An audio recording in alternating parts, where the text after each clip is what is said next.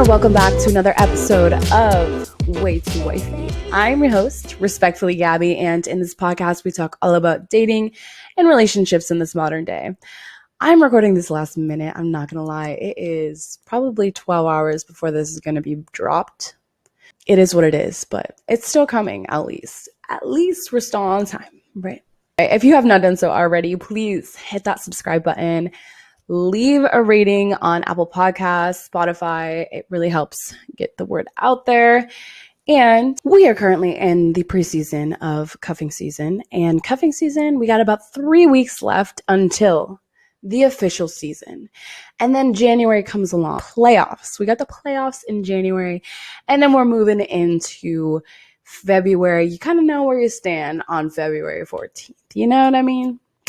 Anyway, yesterday, and we were talking all about how, people can look so happy on the outside and then just like out of nowhere they break up after years and years of being together.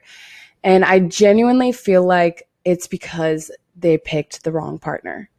We care a lot about the wrong things, especially when you're younger. You care a lot about status, looks, those things that actually do matter to a certain extent, right? But this is not the end all be all. Like, we choose partners based on the wrong things. And I feel like that's why so many people end up in relationships that are so miserable. Choosing a partner is the biggest decision that you can make in your life, because you're either going to choose a partner who is, a for-lifer, right? Or you're going to end up breaking up. But regardless, whoever you decide to spend that amount of time with, whoever you're around, your environment says so much about where you're going to be. So if you're with someone who is constantly causing you stress, anxiety, depression, just making life harder for you, you're never going to be happy. But if you choose someone, on the other hand, who is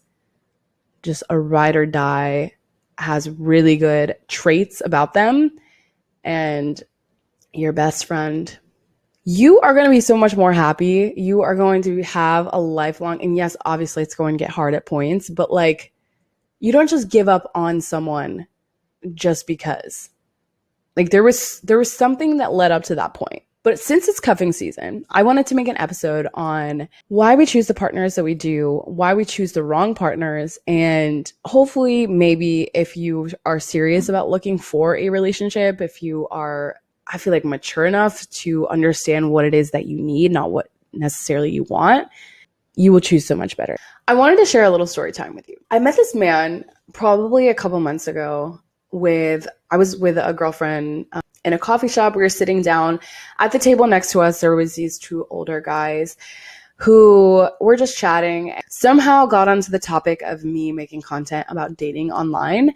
And he wanted to share his love life stories with me. So he started talking about how he's married and how miserable he is, and how he felt like he chose the wrong partner. He was like, if I could go back again, I would choose a lot more wisely. I cared about the wrong things back then. And, there was this other girl that maybe wasn't as attractive, but of course he wanted the model. And this other girl, they had such a connection, but he, in his mind, his ego, wanted the model, obviously. And that's who he ended up marrying.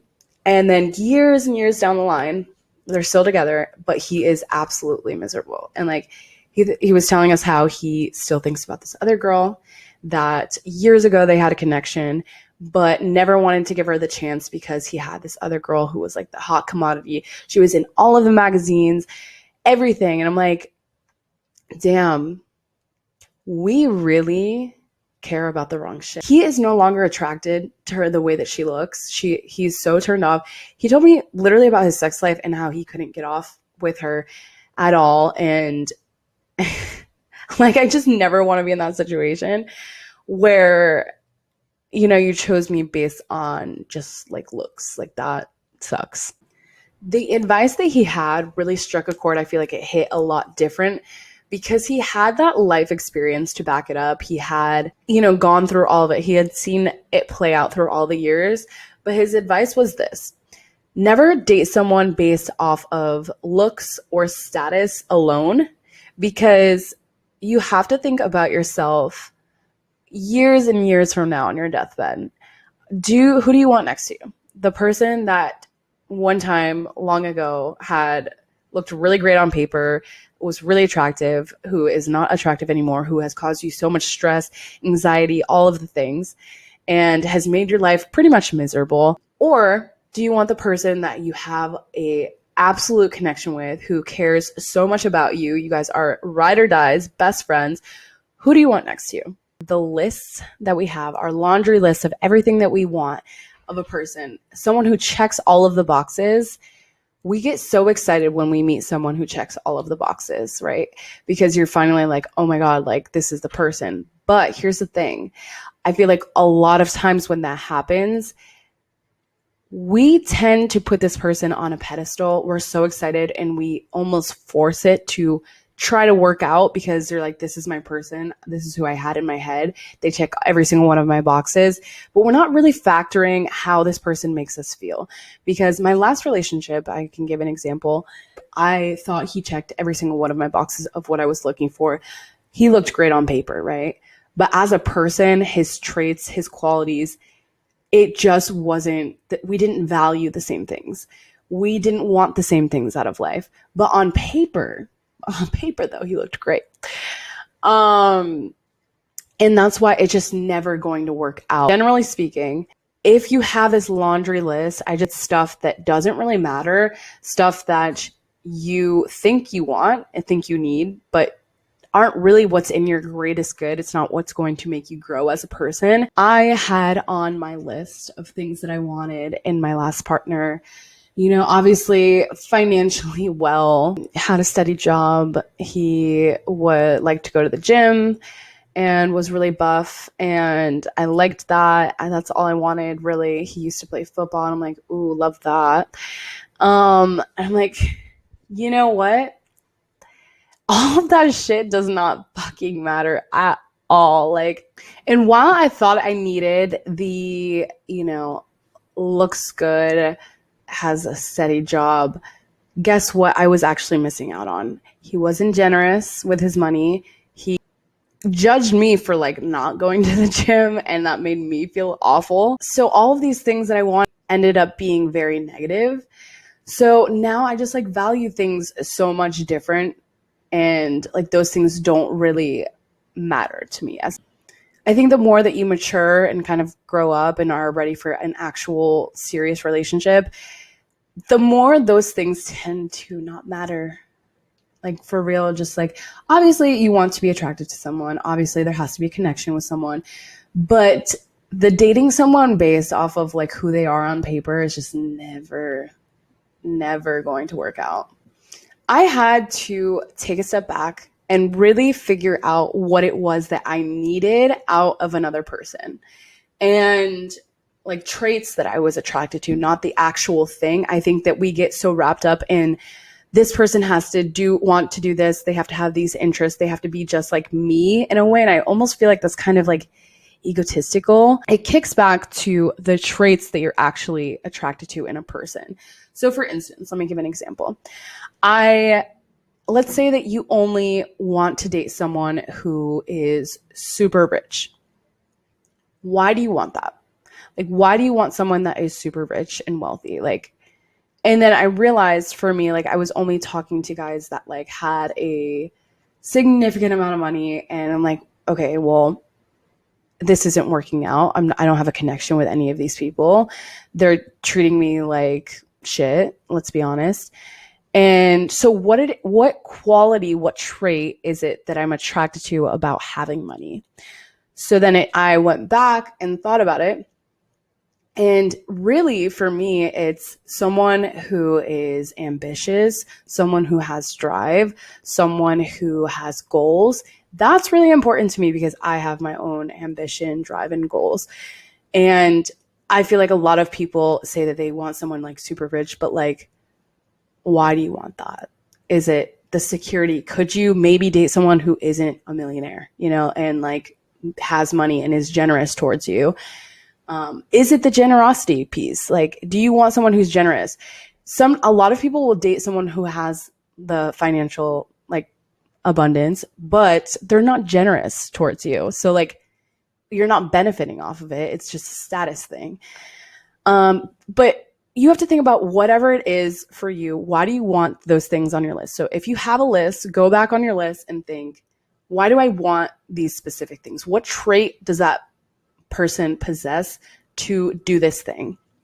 And let's give another example. Say someone who I heard someone say like, I would only date someone who reads.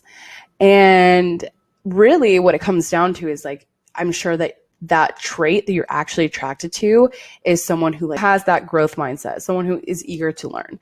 What if you had a connection with someone who didn't read books, but they possess those traits and they get their information otherwise? Like they don't like reading. Okay. Like, so they don't like reading. Maybe they get their information from podcasts. Maybe they get their information from YouTube videos or whatever. Like that doesn't mean that they don't possess those qualities that you're looking for. So you really have to think about the traits that you want and why you want them. I think another aspect is like when you're looking at your laundry list of things this person has to possess, are there hobbies on there? Like this person has to be into outdoorsy nature things and like they have to want to do that with me. But what if there was someone who doesn't necessarily love that stuff, but is really interested in doing it with you and like learning whatever the fuck and is interested in it because they like you so much and they're very invested in you. But the thing is, it has to be mutual. Like if the other person has another hobby or interest that maybe you're not interested in, are you willing to involve yourself in that? Or are you willing to do it alone? And maybe that's not so important as you thought it was. I think what it really comes down to is this person can be completely fucking different from you, but are you two willing to accept each other for who that person is? I think that our ego gets in the way all the time, and especially when it comes to dating. Best friendships are the ones that are like very unexpected, and I would have never in a million years thought that we were going to be friends, but ended up being like the most solid, faithful, loyal friends that I have. And I think that that's the same thing when it comes to relationships. We will feel a lot of chemistry with someone and it might be a good fit, but we find a way to disqualify them because our ego gets in the way of maybe this isn't good for my image, or what will my family and friends think, or he's a little bit shorter than what I would have wanted, so like there's no chance it's gonna work, or he doesn't have enough money for what I'm looking for, but he has that like hustle and the drive and the whatever that comes along with it. Are you willing to wait it out for him to actually see that success? It's like these things that really, at the end of the day, our ego gets in the way of potentially not seeing something through when it could actually be the best thing for you. I think that a lot of times we disqualify someone way too early. And obviously there has to be a connection and, chemistry there, but there's other things that get in the way. A lot of superficial things that aren't going to matter years down the line. You're probably going to overlook those things forever and like years. So why should it matter? I really, truly encourage you to take a deep dive look at what actually matters to you. If there's traits, qualities, hobbies, whatever, get to the root cause of why you might be attracted to those things and see if they actually matter. Like, I just feel like for a long time, I thought a lot of things matter that, I just don't care about anymore. But, that is it for this week's episode. Thank you so much for watching. And if you have not done so already, please hit that subscribe. Please leave a rating on Apple Podcasts and Spotify if you're watching on there, listening on there. And I will see you guys next Tuesday.